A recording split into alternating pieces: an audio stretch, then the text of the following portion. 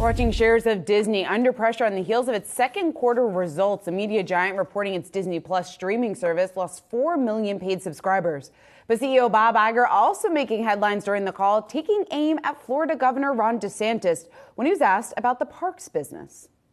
This is about one thing and one thing only, and that's retaliating against us for taking a position about pending legislation. Our primary goal has always been to be able to continue to do exactly what we've been doing there, which is investing in Florida. Does the state want us to invest more, employ more people, and pay more taxes, or not?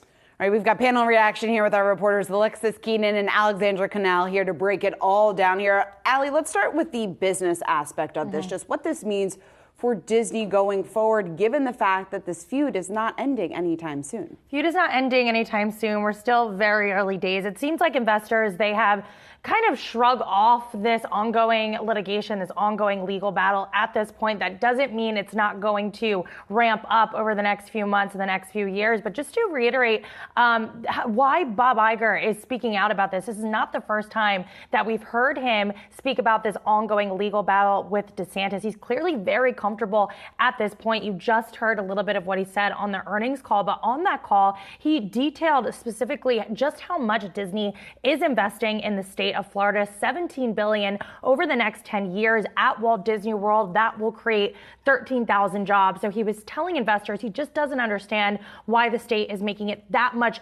more difficult for Disney to invest. He also said there's a false narrative being perpetuated that Disney is pursuing this litigation against DeSantis and that current board in order to protect tax breaks. He said on the call, quote, "We're the largest taxpayer in Central Florida, paying over $1.1 billion in state and local taxes last year alone. And we pay more taxes, specifically more real estate taxes, as a result of that special district." And as you heard from the call, he ultimately said this boils down to one thing and one thing only: the fact that DeSantis is retaliating against Disney due to the fact that they had an unfavorable response to the Parental Rights in Education Act. Yeah, and retaliating against them and due to that pending legislation. So, Alexis, from the legal perspective, I think everyone is asking, how is this going to play out, or what happens next? Yeah, so we're at the early stages, but it's complicated because there are two lawsuits here. There's both a state court filing and a federal court filing. You have Disney filing a federal case and DeSantis's camp, and that is this new board that is governing now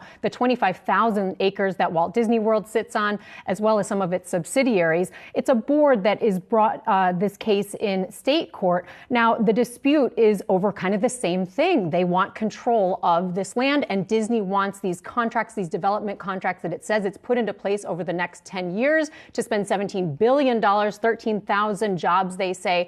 They want to control that. And so the mess here comes from the fact that these are dual sovereigns. You have a state government and a federal government, and they're both going to have courts, their own courts, decide these disputes. Now, we should expect both the board as well as Disney to ask these courts on the other side to pause them, put them aside until we have our dispute heard. But a federal court's not probably likely to grant that. So we could foresee a scenario where both of these cases move forward, and we could even see a scenario where both of these parties win their day. Now, that could be really problematic. And as one legal expert I was talking to today said, that's when all hell breaks loose.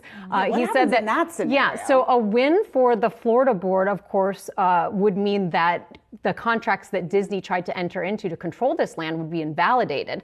Then on the other hand, if you had a win for Disney, you would have those same exact contracts validated. So what you can expect, the moral of this story is expect a lot of appeals and expect this to go on for a long time if the parties can't agree. Safe to say the two of you guys are going to be talking about this for many months to come. All right, Allie and Alexis, thanks so much for hopping on here.